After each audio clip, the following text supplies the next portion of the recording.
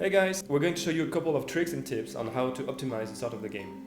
Before jumping into the heat of the action, there are a couple of options in the Galaxy menu that could change your usual gameplay experience. If you look at the Galaxy shapes, the number next to a shape is our recommendation for the number of players for that shape. Age is also something interesting, as a young galaxy will have a predominance of systems with friendly and productive planets like oceans and terrains, while an old one will most likely have systems with barrens and gas giants. In the advanced options, if you select unique for the number of constellations, there will be no wormholes in your game, which is pretty interesting if you want to make fast games where you will quickly meet the other races. Let me show you a game start using the pilgrims and how you can use their faction traits and affinities to gain a quick advantage over the other players. What I first want to do is boost my population to increase my planet's productivity, so I will specialize my planet by building evolved soils. I will also start producing a fleet errant because the first system is not that great. I will want to colonize more productive systems as soon as possible. Fleet errant is very powerful. You can transport all your current buildings and planetary population to different colonizable planets. You can do it as often as your resources enable you to. Multiplying this is a very effective strategy when you start a new game.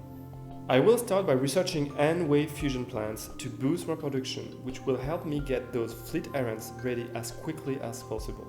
I would then move to soil xenobiology to compensate high production with a population boost. Note that you can queue technologies from different branches by shift-clicking on them.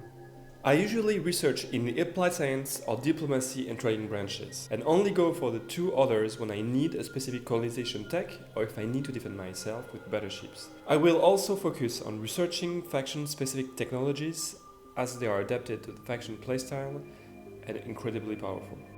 I will recruit a hero as soon as I can, because Pilgrim heroes start at level 3 for the cost of a level 1 hero. I will want to go for an administrator if possible, and place it on my home system. Once again, it is to boost my food and my industry. Don't hesitate to go for a second hero as soon as you have enough dust. Okay, so as soon as I have my first hero, I will move my tax rate to obtain happy approval on all my systems. You can see what that does to my productivity. Once my first fleet errant is ready, I'll send it to the closest interesting system. Don't be scared by jumping some turns, especially if you have a nice strategy set up. You can also use the Execute Ship Moves button if you want to have a better idea of where your ships will land at the end of the turn.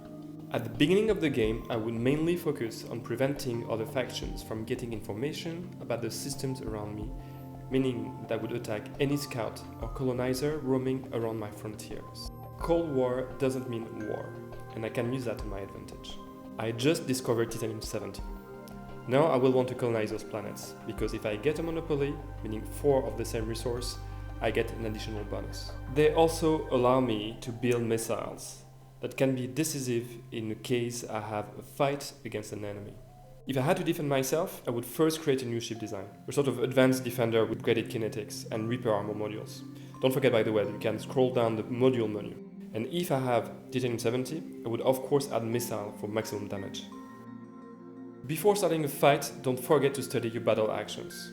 If attacking with a defender, the classic combo would be to start with adaptive strategy, which can give you the firm advantage straight away, then nano repair systems to gain some HP back, then finish the enemy with a weapon overclock to boost kinetics, which are already the most powerful weapon in the final phase. But watch it, because it is a classic strategy. It is easily guessed and therefore can be countered.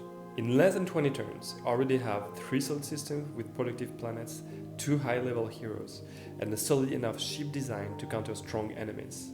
Okay, this is my way to play the Pilgrims, but I am sure I will read 10 better strategies before tomorrow on our forums. It is now up to you to find one of the endless ways to conquer the universe.